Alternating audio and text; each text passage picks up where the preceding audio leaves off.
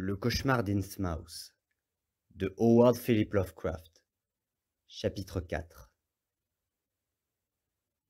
Je ne saurais décrire l'état d'esprit dans lequel me laissa cet épisode angoissant, à la fois dément et pathétique, grotesque et terrifiant.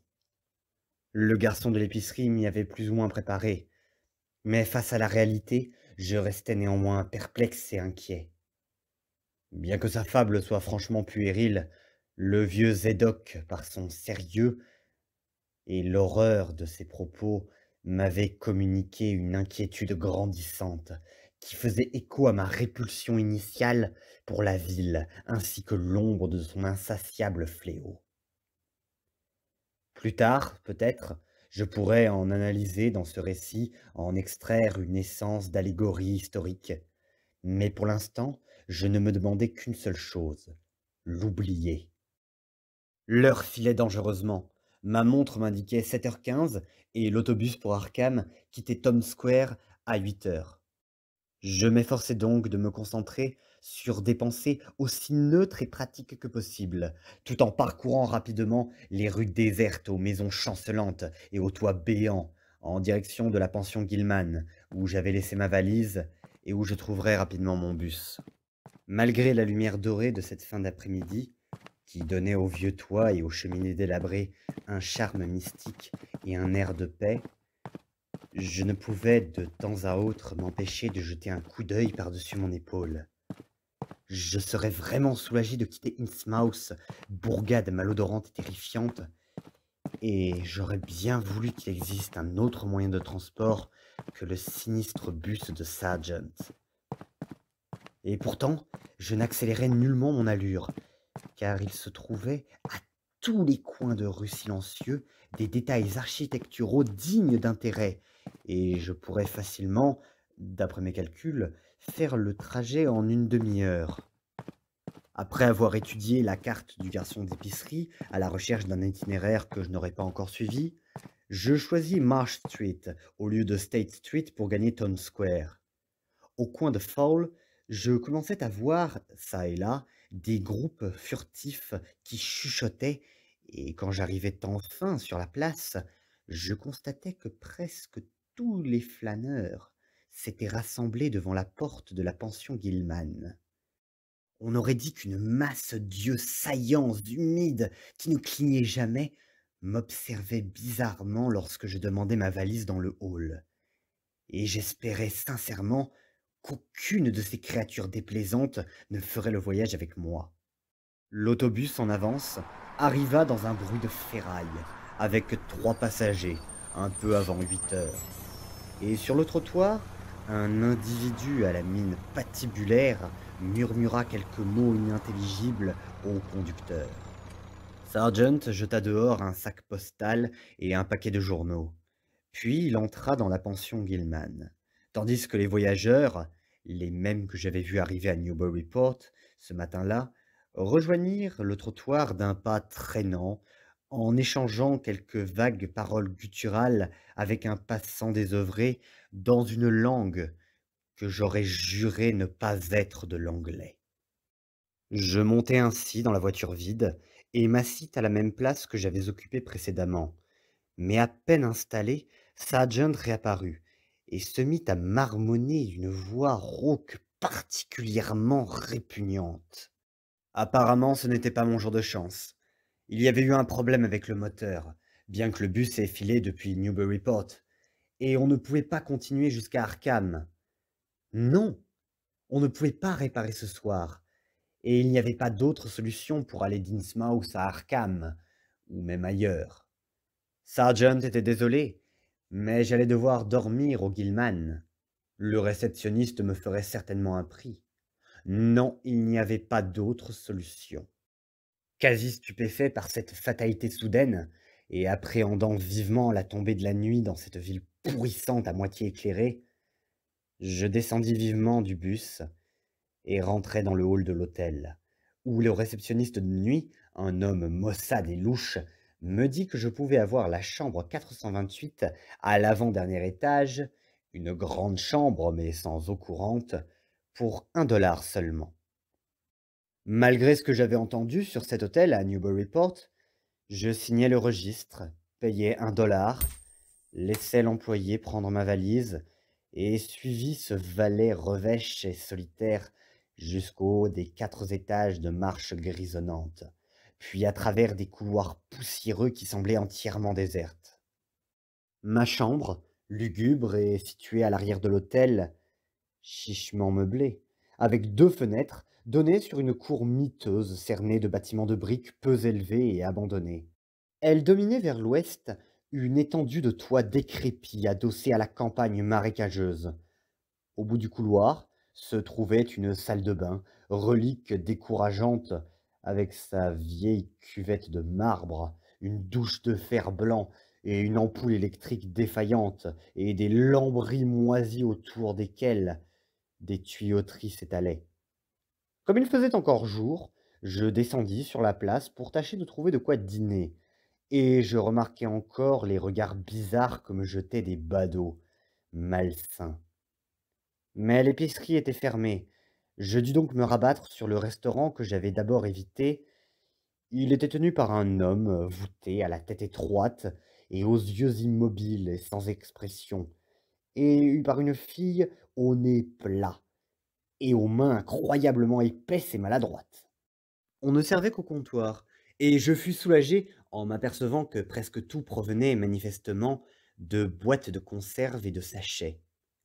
Je me contentai donc d'un bol de soupe aux légumes avec des crackers, et regagnai bientôt ma triste chambre au Gilman, où je pris un journal du soir, ainsi qu'un magazine souillé auprès de l'employé revêche, qui tenait un étalage branlant à côté de son comptoir.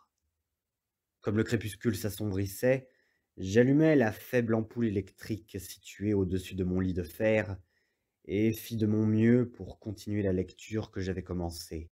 Je jugeai opportun d'occuper mon esprit, plutôt que de le laisser ressasser les anomalies de cette vieille ville brisée par un fléau, tant que j'étais encore dans ses murs. L'histoire invraisemblable que m'avait racontée le vieil ivrogne n'augurait pas des rêves agréables, et je sentais qu'il me fallait écarter le plus possible de mon imagination le souvenir de ces yeux délavés et fous. Je ne devais pas non plus penser à ce que l'inspecteur du travail avait dit à l'employé de la gare à Newburyport au sujet de la pension Gilman et des voix des occupants nocturnes. Ni là-dessus, ni sur le visage sous la tiare dans l'antre obscur de l'église, un visage dont ma pensée consciente ne pouvait expliquer l'horreur. Peut-être aurait-il été plus facile de détourner mes pensées de ces sujets troublants si la chambre dans laquelle j'étais enfermé ne sentait pas si effroyablement le renfermé. Cette odeur morbide, hideusement mêlée à celle du poisson qui régnait dans la ville, ramenait sans cesse l'imagination à la décomposition et à la mort. Ce qui m'inquiétait le plus était l'absence de verrou à la porte de ma chambre. Il y en avait eu un, comme le prouvaient clairement les marques, mais on l'avait enlevé récemment. Sans doute était-il devenu inutilisable, comme tant de choses dans ce bâtiment délabré. Nerveusement, je regardai autour de moi, et je découvris dans la penderie un petit verrou, apparemment de la même taille que celui de la porte, à en juger par les traces. Pour me rassurer un peu dans cette atmosphère tendue, je décidai de le fixer à l'emplacement vide à l'aide d'un petit couteau suisse qui comportait un tournevis et que je portais toujours sur mon trousseau à clé. Il s'adaptait parfaitement, et je fus soulagé de savoir que je pourrais le fermer avant de me coucher. Non pas que je croyais en avoir besoin, mais le simple fait de me savoir quelque peu en sécurité était le bienvenu dans un endroit pareil. Il y avait aussi des verrous aux portes des 2 chambres communicantes, et je les poussai. Je ne me déshabillai pas, mais décidai de lire jusqu'à ce que je m'endorme, et je m'allongeai seulement après avoir ôté mon veston, mon faux col et mes chaussures. Tirant une lampe électrique de ma valise, je la mis dans ma poche pour pouvoir consulter ma montre si jamais je ne m'éveillais plus tard dans la nuit. Cependant, le sommeil ne vint pas, et en analysant mes pensées, je m'aperçus, non, sans inquiétude, que je tendais inconsciemment l'oreille pour entendre quelque chose que je redoutais sans pouvoir pour autant la nommer. L'histoire de l'inspecteur avait dû imprégner mon imagination plus profondément que je ne le croyais. J'essayais de nouveau de lire, mais je dus reconnaître que je n'avançais en rien. Après un certain temps, je crus entendre à intervalles craquer l'escalier et les couloirs, comme sous des pas, et me disais que les autres chambres commençaient à se remplir. Pourtant, il n'y avait pas de bruit de voix, et je fus frappé du caractère subtilement furtif des craquements. Je n'aimais pas ça, et pendant un temps je me demandais si je ne ferais mieux de ne pas dormir du tout. Cette ville abritait des gens bizarres et incontestablement il y avait eu plusieurs disparitions. Était-ce là une de ces auberges où l'on tuait les voyageurs pour leur argent? Je n'avais pourtant pas l'air d'être fortuné. Ou bien les habitants éprouvaient-ils un tel ressentiment pour les voyageurs curieux? Mon allure de touriste, avec ma carte que je consultais sans cesse, m'avait-elle fait repérer? En y réfléchissant, j'étais dans un piteux état nerveux, pour que quelques craquements m'amènent à échafauder de telles hypothèses, quand bien même je regrettais de ne pas être armé. Finalement, épuisé mais pas somnolent, je tirai le verrou que j'avais réinstallé sur la porte du couloir, éteignis la lumière et me jetai sur le lit dur et défoncé, avec veston, col, chaussures et tout. Dans le noir, le moindre bruit nocturne était amplifié, et un flot de pensées désagréables m'envahit.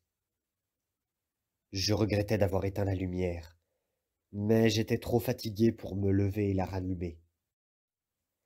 C'est alors, après un moment interminable et lugubre, que vint, annoncé par de nouveaux craquements dans l'escalier et le couloir, ce son léger, épouvantable, reconnaissable, accomplissement pernicieux de toutes mes appréhensions. Il n'y avait pas de doute possible. On essayait de faire entrer une clé, prudemment, furtivement, non sans hésitation, dans la serrure de ma porte. Mes sensations, en identifiant ce signe de réel danger, furent peut-être moins tumultueuses à cause de mes craintes précédentes. Quoique, sans raison précise, je m'étais instinctivement tenu sur mes gardes, ce qui allait m'aider dans cette nouvelle épreuve, quelle qu'elle puisse être. Néanmoins, l'évolution du danger de vagues prémonitions à réalités immédiates fut un choc terrible et me tomba dessus comme un coup de poing. Il ne me vint pas une seconde à l'esprit que ce tâtonnement pouvait être une épouvantable erreur. Je n'imaginais qu'une intention malveillante, et je gardais un silence de mort en attendant ce qu'allait faire l'intrus supposé. Un moment plus tard, le bruit prudent cessa, et j'entendis qu'on pénétrait, sans doute avec un passe-partout, dans la chambre au nord de la mienne. Puis on essaya doucement la serrure de la porte qui donnait dans ma chambre. Le verrou résista naturellement, et le plancher grinça quand le rôdeur quitta la pièce.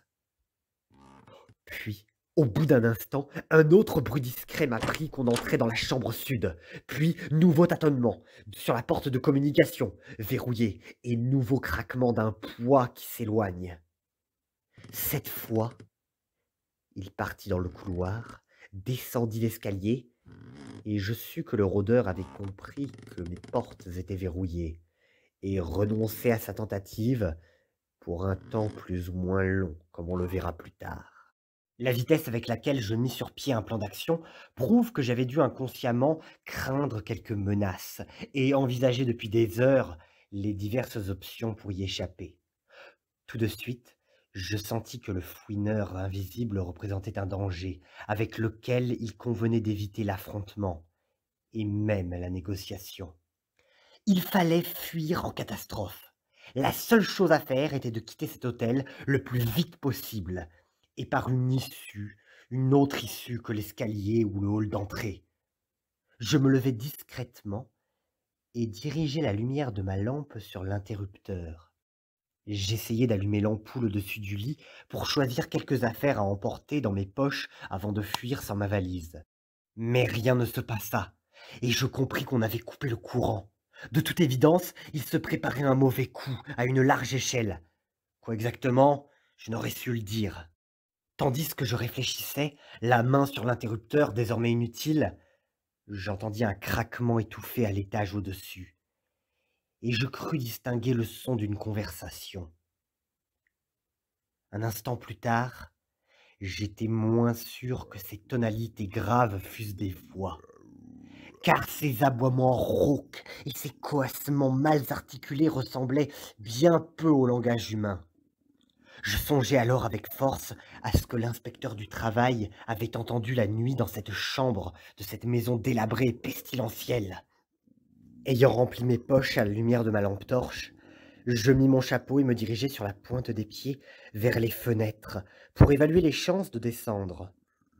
En dépit des règlements de sécurité, il n'y avait pas d'échelle à incendie de ce côté-là de l'hôtel, et je découvris que mes fenêtres donnaient sur un vide de 3 étages jusqu'à la cour pavée. À droite et à gauche, cependant, d'anciens bâtiments industriels en briques étaient accolés à l'hôtel. Leur toit en pente montait à une hauteur acceptable pour y sauter depuis mon 4e étage. Mais pour atteindre l'une ou l'autre, il aurait fallu être dans la chambre à 2 portes de la mienne, soit au nord, soit au sud, et je me mis aussitôt à calculer les chances que j'avais d'effectuer ce transfert. Je ne pouvais pas risquer une sortie dans le couloir, où on entendrait sûrement le bruit de mes pas, et de toute façon, les difficultés pour entrer dans la chambre voulue seraient insurmontables. La seule solution était de passer par les portes de communication qui étaient plus légères, et dont il faudrait forcer les serrures et les verrous en me servant de mon épaule comme un bélier, si d'aventure elles étaient fermées de l'intérieur. Cela me paraissait possible, étant donné l'état délabré de l'hôtel et de ses installations, mais je ne pourrais y arriver sans bruit. Je devais compter uniquement sur ma rapidité et sur la chance d'atteindre une fenêtre avant que les forces hostiles n'aient le temps de s'organiser pour ouvrir la bonne porte avec un passe-partout. Je barricadai ainsi ma porte sur le couloir avec une commode, que je poussais petit à petit pour faire le minimum de bruit. Je me rendais bien compte que mes chances étaient très minces, et je m'étais préparé à un désastre. D'ailleurs, atteindre un toit voisin ne résoudrait pas le problème, car il resterait encore à gagner le sol et à m'échapper de la ville. Le seul élément favorable était l'état d'abandon et de ruine des bâtiments contigus, et les nombreuses lucarnes obscures y étaient toutes ouvertes. Ayant constaté sur le plan du garçon d'épicerie qu'il valait mieux sortir de la ville par le sud, j'examinai tout d'abord la porte de la chambre sud. Elle s'ouvrait dans ma direction, mais après avoir tiré le verrou, je remarquai qu'elle comportait d'autres verrous, et qu'elle serait trop difficile à forcer. Abandonnant cette issue, je poussai doucement le lit tout contre pour gêner toute attaque venant de cette chambre. La porte nord s'ouvrait dans l'autre sens, et bien que je l'ai trouvée fermée à clé et verrouillée de l'autre côté, c'était par elle que je devais passer. Si j'arrivais à atteindre les toits d'un bâtiment sur Paine Street et à descendre dans la rue sans encombre, je pourrais peut-être me précipiter par la cour vers les maisons voisines, ou celles d'en face jusqu'à Washington ou Bates Street, à moins de sortir dans Paine Street et de trouver vers le sud, vers Washington Street, un autre passage. De toute façon, je devais viser Washington Street et m'éloigner au plus vite possible des parages de Town Square. J'aurais préféré éviter Paine Street à cause de la caserne des pompiers qui restait peut-être ouverte toute la nuit. En pensant à cela, je regardais en dessous de moi le sordide océan de toits pourrissants, à présent éclairé par les rayons d'une lune presque encore pleine. À droite, la sombre déchirure de la gorge où coulait la rivière divisait le paysage. Les usines et la gare abandonnée s'y accrochaient de part et d'autre comme des bernacles. Au-delà, le chemin de fer rouillé et la route de Rowley traversaient une étendue plate et marécageuse, parsemée d'îlots broussailleux plus élevés et secs. À gauche, la campagne parcourue de ruisseaux était plus proche, et l'étroite route d'Ipswich luisait, blanche sous la lune. De ce côté de l'hôtel, je ne pouvais pas voir la route du sud, en direction d'Arkham que j'avais décidé de prendre. J'étais indécis quant à savoir quand je devrais m'attaquer à la porte nord, et comment le faire sans être entendu, lorsque je remarquai que les vagues bruits que j'avais entendus en dessous avait laissé place à de nouveaux grincements de marche plus marqués. Une lueur vacillante apparut au travers de mon imposte, et le plancher du couloir se mit à gémir sous une marche pesante. Des sons étouffés, d'origine vocale peut-être, se rapprochèrent, et enfin, on frappa énergiquement à ma porte. Pendant un moment, je retins mon souffle et attendis. Des éternités s'écoulaient, et soudain, l'écœurante odeur de poisson aux alentours sembla augmenter de façon alarmante. Puis, on frappa de nouveau à ma porte, sans arrêt, avec une insistance grandissante. Comprenant qu'il était temps d'agir, je tirai le verrou de la porte nord, rassemblai toutes mes forces afin de l'enfoncer. Les coups redoublèrent, et j'espérais qu'il couvrirait le bruit de mes efforts.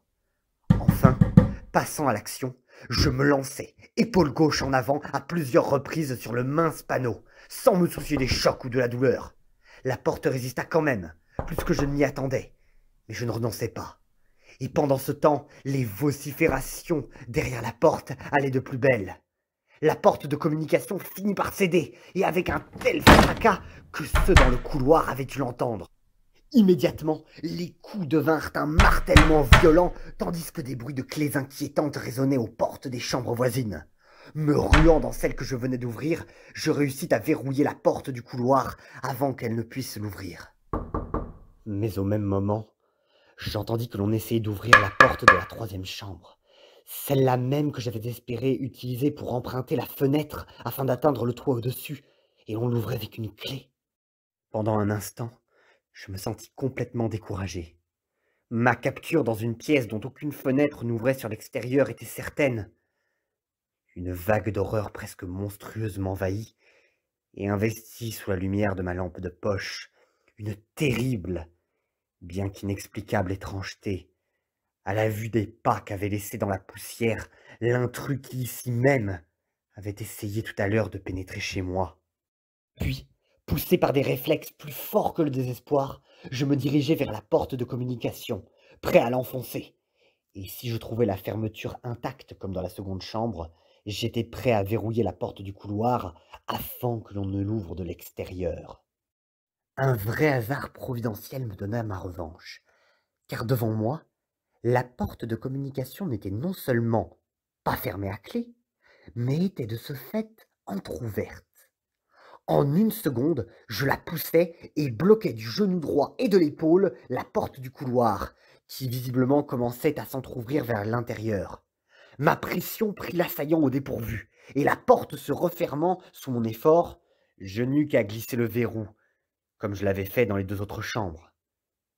Je reprenais alors ma respiration, lorsque j'entendis les coups sous les deux portes extérieures qui faiblissaient, tandis qu'un vacarme confus venait de la porte de communication consolidée par mon lit. De toute évidence, les agresseurs étaient entrés en masse dans la chambre du sud, et se préparaient à une attaque latérale.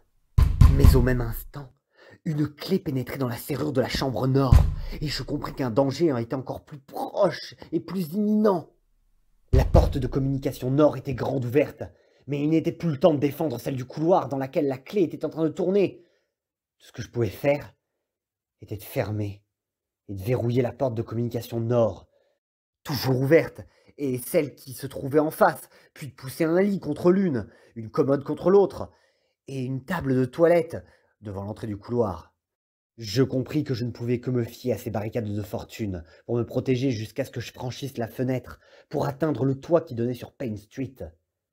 Mais même à ce moment critique, mon effroi ne venait pas de la faiblesse de mes moyens de défense.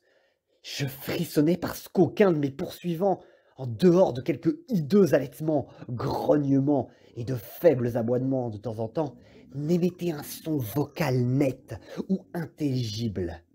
Tandis que je déplaçais les meubles et me ruais vers les fenêtres, j'entendis dans le couloir le bruit terrifiant de pas précipités en direction de la chambre au nord, et dans le même moment l'arrêt des coups côté sud. Manifestement, la plupart de mes adversaires allaient se concentrer sur la faible porte de communication, dont ils savaient qu'elle menait directement à moi.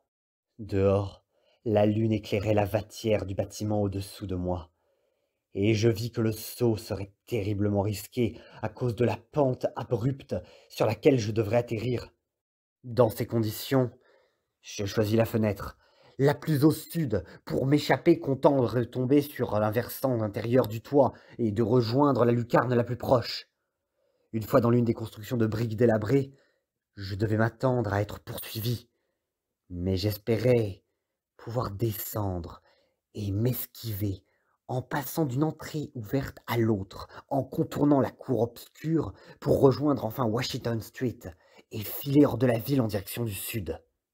Le vacarme à la porte de communication nord était vraiment terrifiant, et je vis que le mince panneau de bois commençait à se fendre. Les assiégeants avaient sans doute apporté quelque chose, un objet pesant en guise de bélier. Néanmoins, le lit tenait bon, et j'avais encore une maigre chance de réussir mon évasion. En ouvrant la fenêtre, je remarquai qu'elle était flanchée d'un lourd rideau de velours suspendu à une tringle par des anneaux de cuivre, et aussi qu'il y avait à l'extérieur de grosses attaches pour les volets. Voyant là un moyen d'éviter un saut dangereux, je tirai d'un coup sec les rideaux et les fis tomber, la tringle et le reste. Puis, j'accrochai rapidement 2 des anneaux à l'attache du volet et jetai le rideau au dehors. Les lourds plis tombaient complètement jusqu'au toit, et je jugeais que les anneaux et l'attache pourraient probablement supporter mon poids. Ainsi, enjambant la fenêtre et descendant le long de l'échelle de corde improvisée, je laissai à jamais derrière moi l'immeuble morbide et infesté d'horreur de la pension Gilman.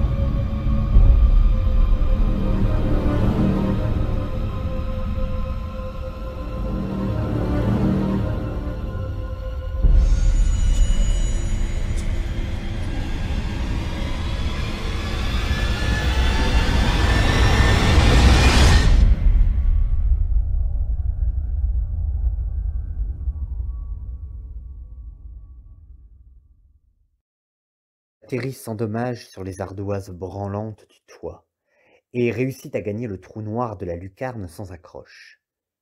En levant les yeux vers la fenêtre que je venais de quitter, je vis qu'elle était toujours obscure, mais plus loin au nord, entre les cheminées effondrées, je discernais des lumières inquiétantes qui brillaient dans la salle de l'ordre ésotérique de Dagon, l'église baptiste et l'église congrégationaliste, celle dont je me rappelais en frissonnant. Il n'y avait personne dans la cour en bas, et j'espérais avoir une chance de fuir avant le déclenchement d'une alerte générale. À la lueur de ma lampe électrique, je constatai au travers de la lucarne qu'il n'y avait pas de marche pour descendre. La hauteur n'était pas bien grande, si bien que je me laissais tomber alors que j'étais sur le rebord, sur un plancher poussiéreux encombré de caisses et de tonneaux vermoulus. L'endroit était lugubre, mais je ne me souciais pas de ces choses-là. Et après un bref coup d'œil à ma montre, qui indiquait 2 heures du matin, je me dirigeai vers l'escalier révélé par ma lampe. Les marches grinçaient mais paraissaient assez solides, et je les descendis 4 à 4 jusqu'à un second étage qui avait l'air d'être une sorte de grange, enfin jusqu'au rez-de-chaussée. Tout était complètement vide, et seul l'écho répondit au bruit de mes pas. J'atteignis enfin le couloir inférieur, au bout duquel un rectangle faiblement éclairé indiquait l'entrée en ruine sur Payne Street. Me dirigeant dans le sens opposé, je trouvai la porte de derrière également ouverte, et dévalant 5 marches de pierre, je me retrouvai sur les pavés jontoyés d'herbe de la cour. Les rayons de la lune n'arrivaient pas jusque-là, mais j'y voyais suffisamment. Mon chemin était assez éclairé par la lueur de ma lampe. Certaines fenêtres de la pension Gilman brillaient faiblement, et je crus entendre des bruits confus à l'intérieur. Avançant en silence vers le côté Washington Street, je distinguai plusieurs entrées ouvertes, et je choisis la plus proche pour sortir enfin. Il faisait noir dans le corridor, et quand j'arrivai à l'autre bout, je m'aperçus que la porte de la rue était hermétiquement close. Résolu à essayer un autre bâtiment, je revins sur mes pas, à tâtons vers la cour, mais je m'arrêtai net tout près de l'entrée. Car par une porte ouverte de la pension Gilman se déversait une formidable foule de silhouettes douteuses, avec des lanternes dansant dans le noir. Et d'horribles voix rauques échangeaient des cris étouffés dans une langue qui n'était pas de l'anglais. Ces formes se déplaçaient de manière hésitante, et je compris à mon grand soulagement qu'elles ignoraient où j'étais allé, ce qui ne les empêchait pas de me faire frissonner d'horreur.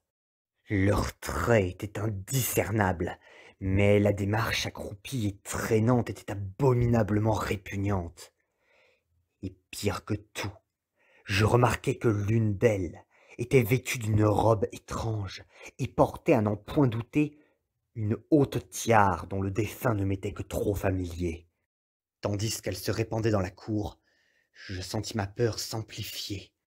Je commençais à supposer que je ne trouverais aucune issue à ce bâtiment côté rue. Et l'odeur de poisson était détestable, et je m'étonnais de pouvoir la supporter sans m'évanouir. Tâtonnant de nouveau vers la rue, j'ouvris une porte dans le couloir et me trouvai dans une pièce vide aux volets clos, mais sans châssis de fenêtre. Cherchant dans les rayons de ma lampe, je réussis à ouvrir ces volets, et en un instant, je sautai dehors et refermai soigneusement l'ouverture comme je l'avais trouvée. J'étais dans Washington Street, et je ne vis aucune lumière, sauf celle de la lune, ni âme qui vive. Mais au loin, j'entendais des bruits, dans plusieurs directions, le son de voix rauques, des bruits de pas, mais également un bruit d'une curieuse espèce de trottinement, très différent. Évidemment, je n'avais pas de temps à perdre. Je savais comment m'orienter, et je me réjouissais de voir que tous les réverbères étaient éteints, comme c'était souvent l'usage les nuits de pleine lune dans les régions rurales. Certains bruits provenaient du sud, et pourtant je persistais à vouloir fuir dans cette direction. Il y aurait sûrement quantité d'entrées désertes pour m'abriter, si je rencontrais une personne ou un groupe aux allures de poursuivants. Je marchais vite, en silence près des maisons en ruine. Bien que sans chapeau et ébouriffé après ma descente difficile, je ne pensais pas attirer l'attention. Je pourrais passer inaperçu si je devais croiser quelqu'un par hasard. À la hauteur de Bates Street, je m'enfonçais dans un vestibule béant, tandis que 2 silhouettes aux pas traînants traversaient la rue devant moi. Mais je me remis bientôt en route, vers le grand carrefour où Elliott Street coupe Washington Street et en oblique à l'intersection avec South Street. Sans avoir jamais vu cet endroit, je l'avais jugé dangereux sur la carte du garçon d'épicerie, car la lune devait s'y donner à cœur joie. Il était impossible de l'éviter, car tout autre itinéraire impliquerait des détours, et donc des risques supplémentaires de me faire voir, sans parler de la perte de temps. Il ne me restait donc qu'à traverser hardiment et sans devoir me cacher, en imitant de mon mieux le pas traînant caractéristique des gens d'Innsmouth, avec l'espoir de ne rencontrer personne, du moins aucun de mes poursuivants. Dans quelle mesure la poursuite était-elle bien organisée? Et au fait, quel en était exactement le but? Je n'en avais aucune idée. Il semblait régner en ville une activité inhabituelle, mais je jugeais que la nouvelle de ma disparition de la pension Gilman ne s'était pas encore répandue.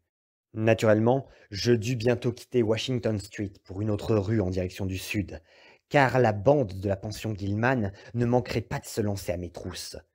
Je devais avoir sans doute laissé des traces dans la poussière du dernier vieux bâtiment, révélant ainsi comment j'avais gagné la rue. Le carrefour était, comme je l'avais prévu, complètement désert, éclairé par la lune. Au centre, il y avait les restes d'un petit espace vert entouré de grilles. Heureusement, il n'y avait personne aux alentours, mais une sorte de bourdonnement ou de grondements étranges provenait de Town Square et semblait augmenter. South Street était une grande avenue très large qui descendait très doucement en direction des quais et offrait une vue dégagée sur la mer, et j'espérais bien que personne ne regarderait de là-bas, tandis que je traverserais sous la lune. J'avançais sans encombre, et aucun nouveau bruit ne me fit soupçonner que j'étais surveillé. Regardant autour de moi, je ralentis le pas involontairement un instant pour admirer la vue sur la mer magnifique. Au fond de l'avenue, dans le scintillement de la lune, au loin derrière le brise-lames, on pouvait apercevoir le vague profil sombre du récif du diable. Et comme je le scrutais, je ne pus m'empêcher de penser à toutes ces hideuses légendes que j'avais entendues pendant les dernières 34 heures. Légendes qui dépeignaient ce rocher déchiqueté comme un véritable portail donnant sur des mondes d'une horreur insondable et d'une monstruosité inconcevable. Soudain, je vis une série d'éclairs sur le lointain récif, précis et identifiables. Ils éveillèrent dans mon esprit une terreur aveugle et irrationnelle. Mes muscles se raidirent, prêts à la fuite, et seule une certaine prudence inconsciente et une fascination quasi hypnotique me retinrent. Et pour couronner le tout, voilà que j'assaillais maintenant la coupole dominante de la pension Gilman, qui s'élevait derrière moi au nord-est, une série de lueurs analogues, quoique différemment dispersées, qui ne pouvaient être rien d'autre qu'un signal de réponse. Contrôlant mes muscles, et me rendant compte à quel point à nouveau j'étais visible, je repris ma démarche traînante mais rapide, cependant tout en gardant les yeux rivés sur ce récif infernal et menaçant. Cela dura longtemps, aussi longtemps que South Street m'offrait toujours une perspective de vue sur la mer. Que signifiait cet épisode étrange? Je n'en avais aucune idée. S'agissait-il d'un rituel étrange qui était relié au récif du diable, ou de quelques groupes débarqués d'un bateau sur ce sinistre rocher? J'obliquais vers la gauche en contournant l'ancienne pelouse, contemplant et observant l'océan qui resplendissait sous la lueur de la lune, et observant certains des éclairs énigmatiques de ce signal inexplicable et sans nom. C'est alors que mon impression, la plus horrible de toutes, s'abattit sur moi. L'impression qui détruisit le dernier reste de mon sang-froid et me fit détaler frénétiquement vers le sud, le long des noires entrées béantes et des fenêtres, dans cette rue de cauchemar.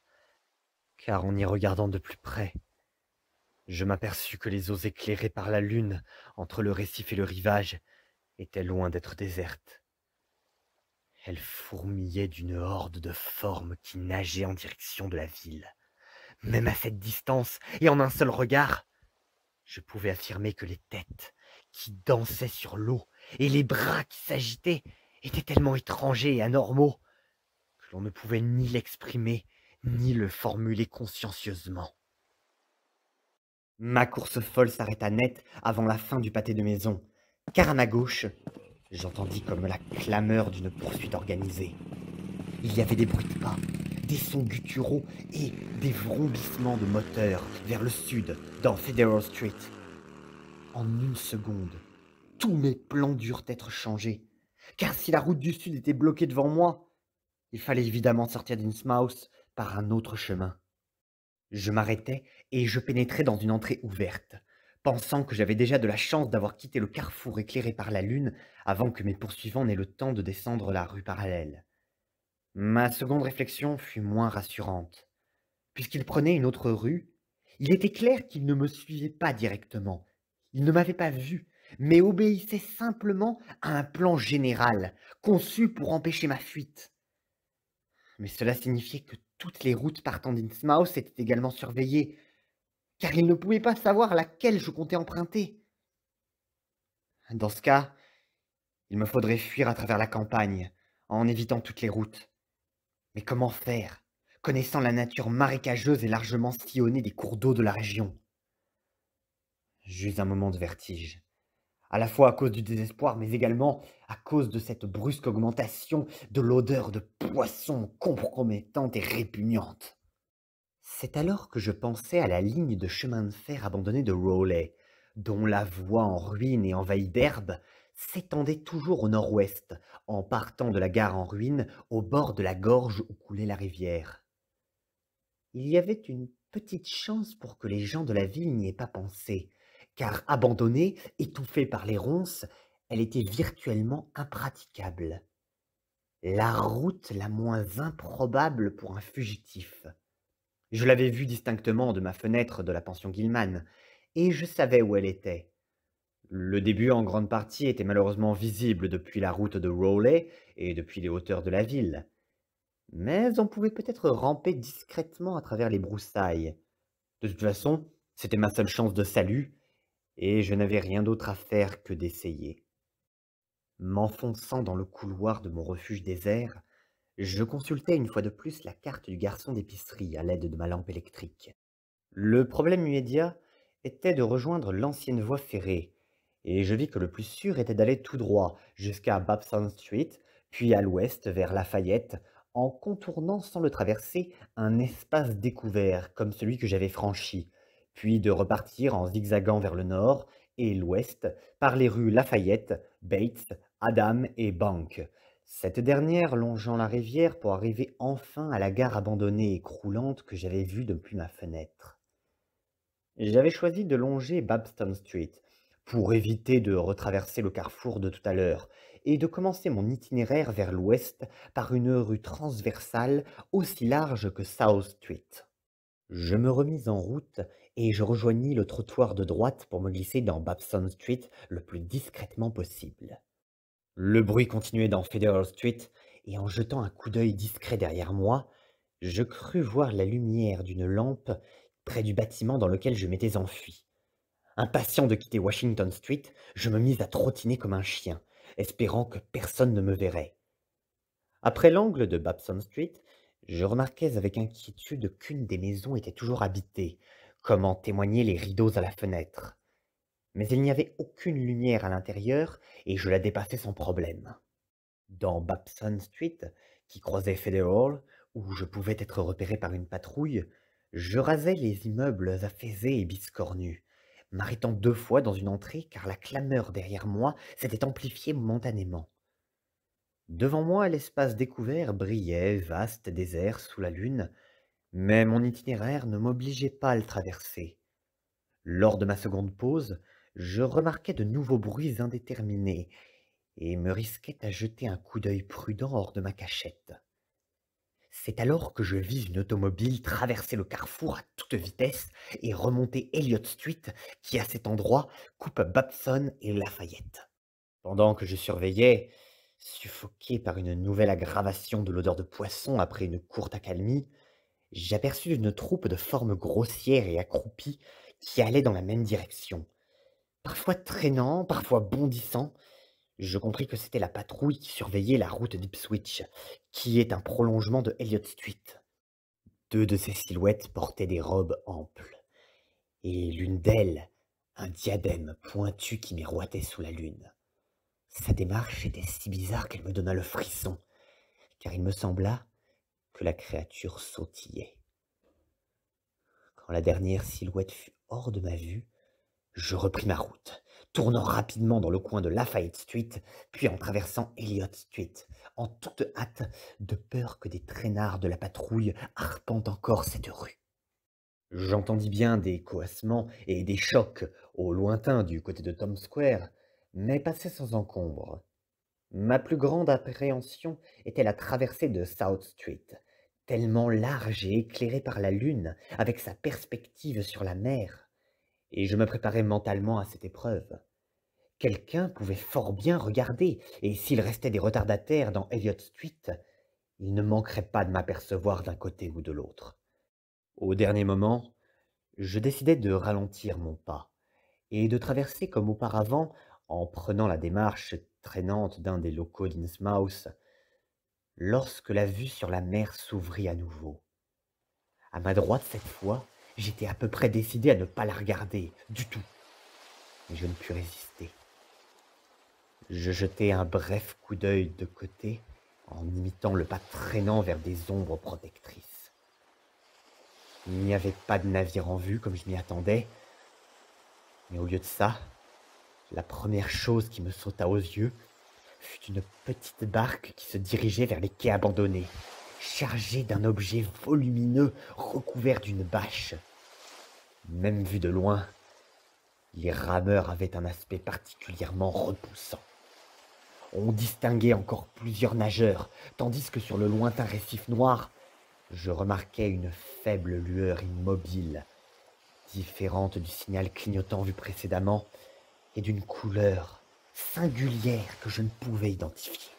Devant moi, à droite, au-dessus des toits en pente, se dessinait la coupole tellement sombre de la pension Gilman. L'odeur de poisson, dissipée un moment par une brise bienfaisante, revenait maintenant avec une intensité insupportable. Je n'avais pas traversé la rue quand j'entendis, venant du nord, une ronde qui descendait de Washington Street en grondant. Comme ils atteignaient le vaste carrefour où j'avais aperçu la première fois le spectacle inquiétant de la mer sous la lune, je les vis distinctement, à quelques maisons de distance, et je fus horrifié des difformités bestiales et de leurs visages, ainsi que de leur allure sous-humaine, accroupis comme des chiens. Un homme marchait absolument comme un primate, ses longs bras touchant fréquemment le sol, tandis qu'un autre, en robe et en tiare, avait l'air de se déplacer à cloche-pied. C'étaient bien ceux que j'avais vus dans la cour de la pension Gilman, et ceux qui par conséquent étaient sur mes traces. Lorsque certaines silhouettes se retournèrent pour regarder dans ma direction, je fus pétrifié de terreur, mais parvenant quand même à garder le pas naturel traînant que j'avais adopté. Aujourd'hui encore, j'ignore s'ils m'ont vu ou pas. Si oui, mon stratagème a dû les tromper, car ils traversèrent le carrefour baigné par la lumière de la lune, sans changer de direction, toujours en coassant et jacassant dans un détestable jargon guttural que je ne pouvais identifier. À nouveau dans l'ombre, je repris mon petit trot le long des maisons penchées et décrépites qui regardaient fixement la nuit de leurs yeux vides. Ayant gagné le trottoir ouest, je bifurquai dans Bates Street, où je serrais de près les immeubles du côté sud. Je dépassai deux maisons qui paraissaient habitées, l'une faiblement éclairée à l'étage supérieur, mais je ne rencontrai pas d'obstacle. En arrivant dans Adam Street, je commençais à me sentir en sécurité, et ce fut un choc pour moi de voir un homme sortir en titubant d'une entrée obscure en face de moi. Heureusement, il s'avéra beaucoup trop saoul pour être une menace, et je parvins sain et sauf aux lugubres ruines des entrepôts de Bank Street. Rien ne bougeait dans cette rue morte près de la rivière, et le grondement des chutes couvrait le bruit de mes pas. Il y avait encore du chemin à faire jusqu'à l'ancienne gare, et les grands murs de briques des entrepôts autour de moi me semblaient, je ne sais pourquoi, beaucoup plus effrayants que les façades des maisons privées. Mais enfin, je vis la gare, du moins ce qu'il en restait, et je me dirigeai aussitôt vers les voies qui partaient de l'autre extrémité. Les rails étaient rouillés, mais intacts, et seulement la moitié à des traverses avait pourri. Il était difficile de marcher ou de courir sur une surface pareille, mais je fis de mon mieux en un temps honorable. Sur une certaine longue distance, la ligne longeait le bord de la rivière avant d'arriver au long port couvert, où elle franchissait la gorge à une hauteur vertigineuse. L'état de ce pont serait déterminant pour la suite. Si c'était humainement possible, je l'utiliserais. Sinon, je devrais à nouveau me risquer dans les rues jusqu'à un pont praticable. Le vieux pont, qui rappelait une vieille grange et vaste, brillait spectralement dans le clair de la lune. Et je vis que les traverses étaient sûres, à l'intérieur, ou du moins sur quelques pieds. En entrant, j'allumai ma lampe électrique, et je faillis être renversé par une nuée de chauves-souris qui me dépassèrent en battant des ailes. Arrivé à mi-chemin, il manquait des traverses, et je craignis d'être bloqué, mais en fin de compte, je tentai un saut désespéré qui, heureusement, réussit. Je fus heureux de revoir la lune en sortant de ce tunnel macabre. La vieille ligne traversait River Street directement au niveau du sol et tournait dans une région de plus en plus rurale et enfin débarrassée de l'odeur abominable de poisson d'Innsmouth. La densité de mauvaises herbes et de ronces me retarda et déchira cruellement mes vêtements, mais j'en étais malgré tout heureux car elle m'assurait une cachette en cas de danger. Je savais que la plus grande partie de mon parcours était visible depuis la route de Rowley. La région marécageuse commença brusquement et la voie unique emprunta un remblai où les herbes étaient plus clairsemées. Puis il y eut une sorte d'île plus élevée que la ligne franchissait par une tranchée peu profonde, étouffée de buissons et de ronces. Je fus heureux de cet abri momentané, sachant d'après mes observations à la fenêtre que la route de Rowley était facilement visible et fâcheusement proche. Au bout de la tranchée, elle coupait la voie et s'éloignait à bonne distance, mais en attendant, il me fallait être extrêmement prudent. Heureusement, j'étais à présent certain que la voie elle-même n'était pas surveillée.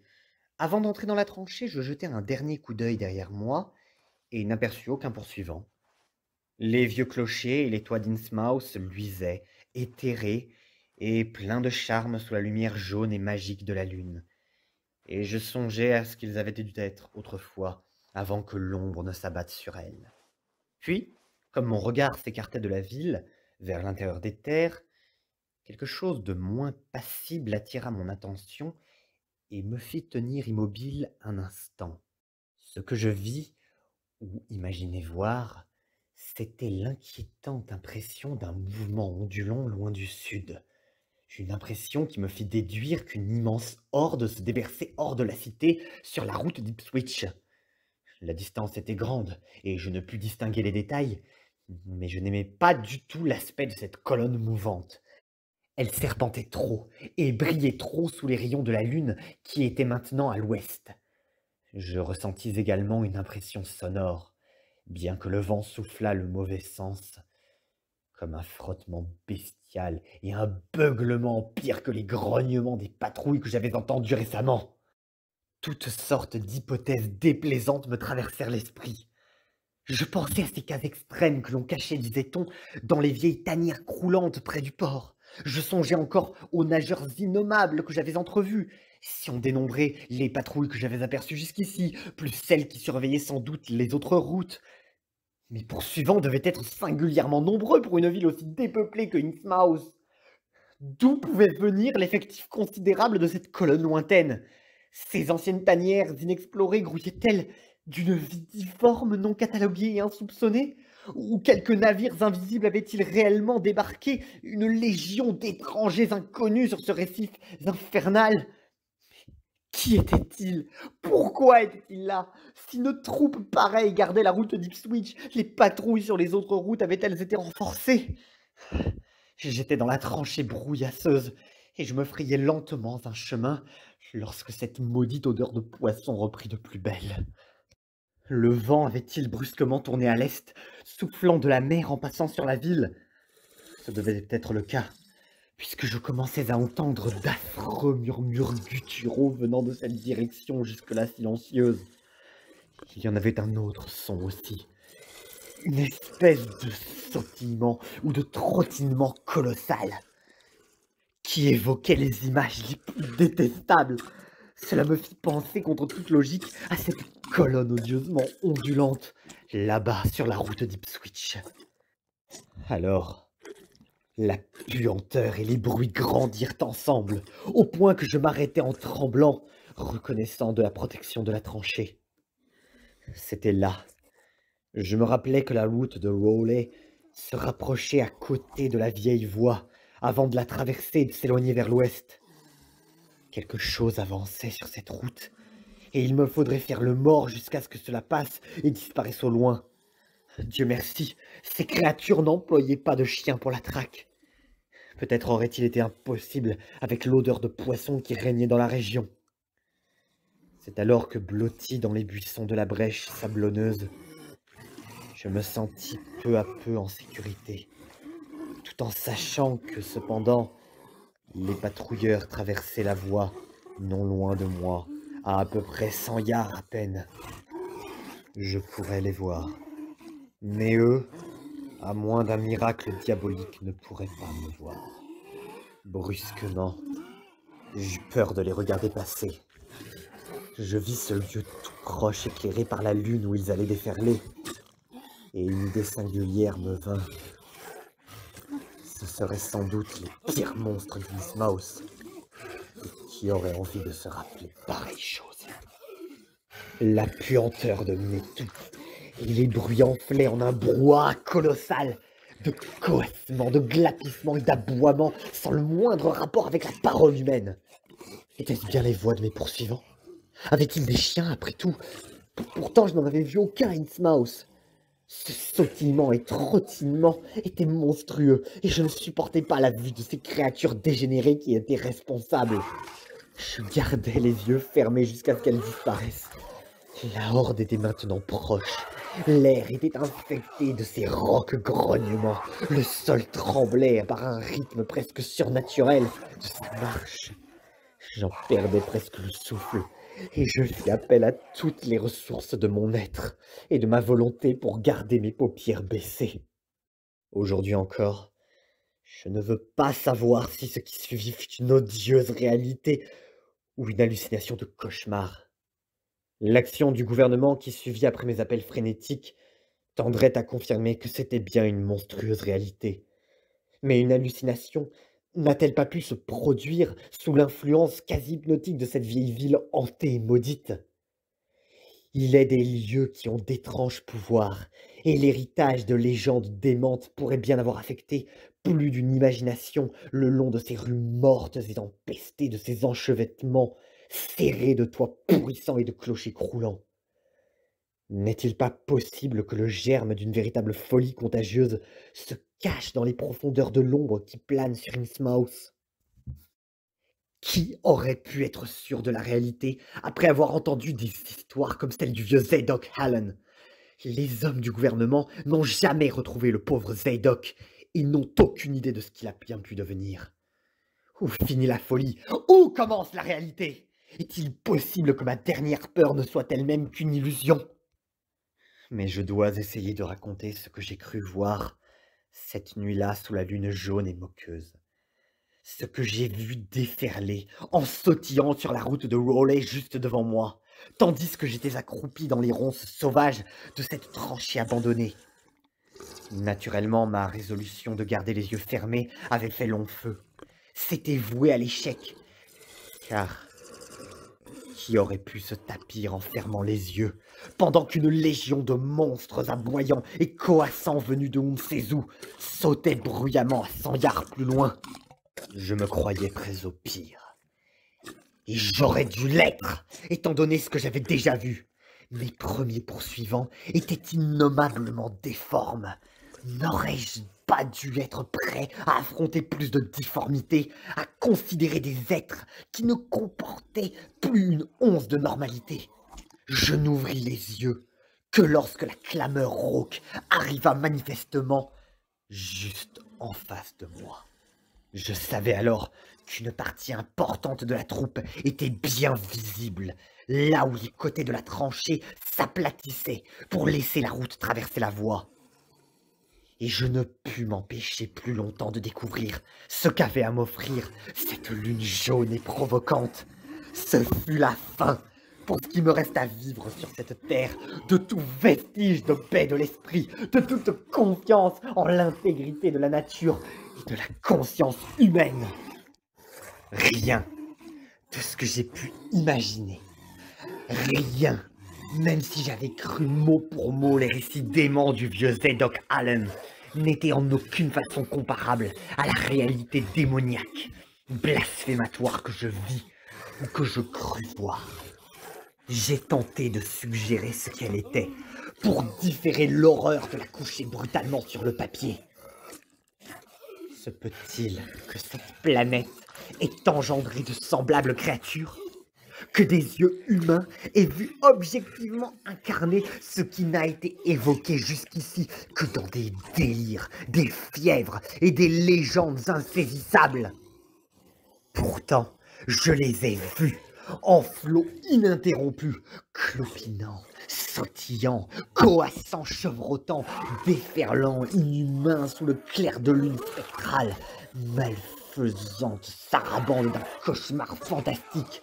Certains d'eux étaient coiffés de hautes tiares, faites de cette espèce d'or blanchâtre sans nom, d'autres vêtus d'étranges robes, et l'un d'entre eux, celui qui ouvrait la marche, portait une veste noire macabre et bossue, un pantalon rayé et un feutre perché sur la chose informe qui lui servait de tête. Je crois que leur couleur dominante était une espèce de vert gris, bien qu'ils aient le ventre blanc.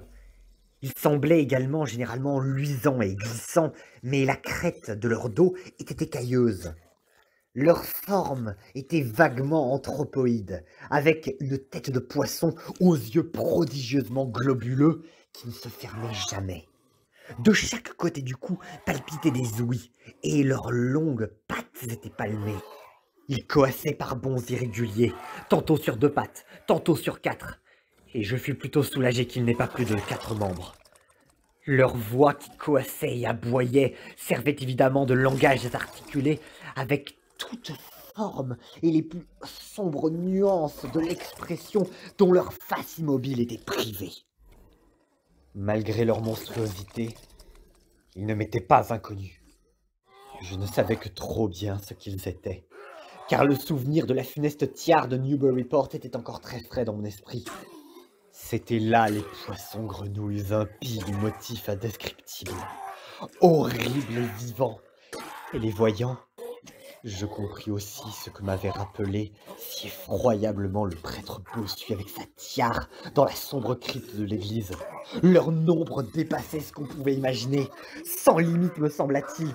Il y en avait des nuées, et encore mon coup d'œil rapide n'avait-il pu m'en montrer qu'une toute petite partie.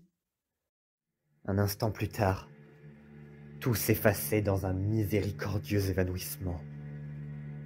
Le premier de ma vie.